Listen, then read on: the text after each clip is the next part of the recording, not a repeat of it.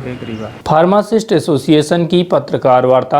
आयोजित पत्रकार वार्ता के दौरान फार्मासिस्ट एसोसिएशन रीवा के जिलाध्यक्ष पंकज त्रिपाठी व प्रदेश सचिव दीपक मिश्रा द्वारा अपनी विभिन्न समस्याओं को लेकर एक निजी होटल में पत्रकार वार्ता आयोजित और अपनी समस्याओं के संबंध में जानकारी दी। इस दौरान फार्मासिस्ट एसोसिएशन रीवा के कई पदाधिकारी मौजूद रहे। जो चौथे स्तंभ है, आप लोग प्रिंट मीडिया साथी, मेरे इलेक्ट्रॉनिक मीडिया साथी, समस्त पत्रकार साथीगण जो आज यहाँ उपस्थित हुए हैं, उनका मैं बहुत बहुत स्वागत वंदन अभिनंदन करता हूँ।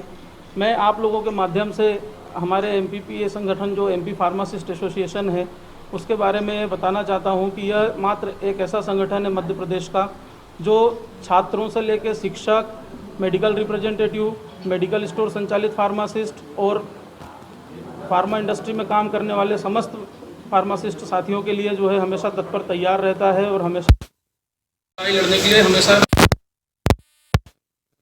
जो है उसको जो है रीढ़ की हड्डी बोला जाता है स्वास्थ्य विभाग की, जो डॉक्टर और पेशेंट के बीच का एक ऐसी कड़ी होती है कि जो सबको जोड़ के रखती है।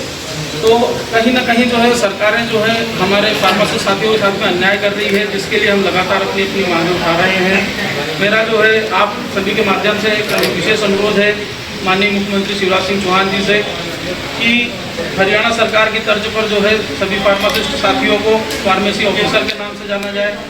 दूसरा, जो हमारी पीसीआई की कार्यप्रणाली है कि उसके लिए जो फार्मासिस्ट इतने लंबे समय से जो है पढ़ाई करने के बाद में 4 साल डिग्री करने के बाद में 8 साल एम फार्मा करने के बाद में फिर आता है और आने के बाद में फिर उसको व्यापम की एग्ज़ाम में धकेल दिया जाता है।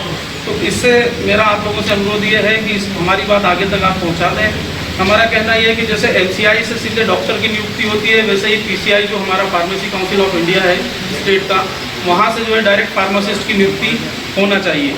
मैं दिल्ली सरकार का भी बहुत बहुत धन्यवाद प्रेषित करना चाहता हूँ कि कोरोना संकट काल में, महामारी में हमारे जांबाज फार्मासिस्ट फाइटर जो थे राजेश भारद्वाज जी, वो वीर गति को प्राप्त हो गए थे। तो उनके परिवार को 1 करोड़ की सहायता राशि माननीय केजरीवाल जी ने दी है। तो मैं प्रदेश सरकार से, मध्य प्रदेश सरकार से ये विनम्र निवेदन करता हूं कि हमारे फार्मासिस्ट साथियों को कोरोना फाइटर्स का दर्जा दिया जाए और जो भी साथी इसमें हताहत हुए हैं उनके संज्ञान में मामले को लिया जाए। दूसरा, जितना भी ड्रग एंड कॉस्मेटिक एक्ट है 1948 जो हमारा बना था फार्मेसी को लेके, उसका उल्लंघन जो है अक्सर देखने में आ रहा है। जैसे कि जो अभी CHO की पोस्ट है कम्युनिटी हेल्थ ऑफिसर की, उसमें जो है नर्सिंग वालों को लिया जा रहा है, जबकि जहां दवा वहां फार्मासिस्ट होना चाहिए। ये ड्रग एंड कॉस्मेटिक एक्ट 1940 में लिखा हुआ है। उस दिशा को संज्ञान में लेते हुए जो है फार्मासिस्टों के साथ में बहुत बड़ा अन्याय हो रहा है, जिसको चल के प्रदेश सरकार को हमने सूचित कराया है। माननीय वित्त मंत्री जगदीश जी देवड़ा जी को हमने ज्ञापन दिया था और उनसे निवेदन करी थी कि फार्मासिस्ट की नियुक्ति CHO की पोस्ट पे हो, जिसको संज्ञान में लेकर माननीय देवड़ा जी ने आश्वासन भी दिया है। साथ ही इस प्रोफेशन को जो है बदनाम किया है तरह तरह की दवाइयों दे करके, वो अनुचित है, उनके विरुद्ध कार्रवाई होनी चाहिए। एक निवेदन आपके माध्यम से और करना चाहेंगे कि आज आप जाएं, किसी आपको तकलीफ हो जाए डॉक्टर के पास, आप जाएंगे, डॉक्टर साहब बोलेंगे कि देखेंगे सब सारी चीज़, फीस लेंगे, देखेंगे, सब कुछ करेंगे। उनके यहाँ एक बंदा खड़ा हुआ है कि साहब ये फला दवाई फला दुकान से ले लो आप।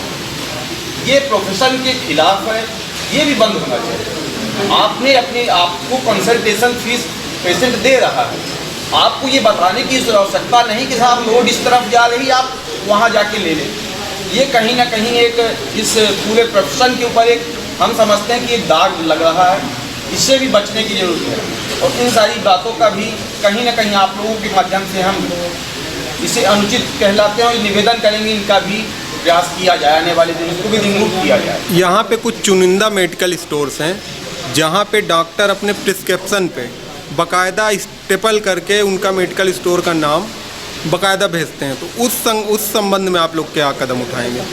देखिए, उसमें जो संगठन है हम लोग इस संबंध में आगे बात करेंगे, पर अभी तो निवेदन, अब चूँकि आप लोग हैं, आप एक जिम्मेवार स्तंभ हैं, समाज का एक आईना दिखलाने का कार्य करते हैं, तो मैं अभी पहली प्राथमिकता तो आपसे कह रहा हूँ, आप लोग इस दिशा पे आगे अपनी ओर से बात करें। मेरा जो संगठन है, मैं कार्य कर रहा हूँ, संगठन उनके दरवाजे पे बैठ के आंदोलन करने वाला है। हम लोग अपने सक्षम अधिकारियों से मुलाकात करेंगे, उनको इस चीज़ की जानकारी देंगे। हर जगह मिलते हैं। उस कंपनी अब वो कुछ कुछ डॉक्टर का इंटरेस्ट ना हो उस कंपनी की दवाई में या उस कंपनी में। नहीं, पर्टिकुलर प्रोडक्ट जो है सिर्फ एक ही मेडिकल स्टोर में मिलेगा, दूसरे मेडिकल स्टोर में नहीं मिलेगा। है ये इस तरह से समस्या है, ये समस्या है। इसी समस्या से निजात दिलाने के लिए हर जगह फार्मासिस्ट का होना जरूरी है। ये चीज़ें बहुत बहुतायत मात्रा में है। मैं आपके सवालों का जवाब देता हूँ। सिंपल एक लाइन है, यदि ड्रग इंस्पेक्टर प्रॉपर पदस्थापना हो जाएगी ना यहाँ पे, ये जो सारी समस्याएं हैं ना ऑटोमेटिक सॉल्व हो जाएगी। आज फार्मासिस्ट डे की शुरुआत मैंने रीवा के प्रथम रीवा कलेक्टर से मिलके की, उनको अपना फार्मासिस्ट का बैच लगा के दिया है ना। तो हमें उम्मीद है कि कलेक्टर साहब की संज्ञान में लेंगे इस मामले को आपके माध्यम से और इस पर उचित कार्यवाही करेंगे। और जितना जल्दी ड्रग इंस्पेक्टर पदस्थापित होगा उसमें आप लोगों का बहुत महत्वपूर्ण रोल रहेगा। जितने प्रमुखता से आप आवाज़ उठाएंगे उतने जल्दी DI यहाँ पे अपॉइंट होगा। और ये सारे मुद्दे फर्जी मेडिकल स्टोर खुले हैं जो विदाउट फार्मासिस्ट रन हो रहे हैं, जहाँ पे केवल एक ही मेडिकल स्टोर स्टेबलाइज है कि मतलब भैया दवाई वहीं से लेना है ना। ये सारे मुद्दे बहुत छोटी बातें हैं, कोई बड़ी बातें नहीं है, एक दिन का काम है।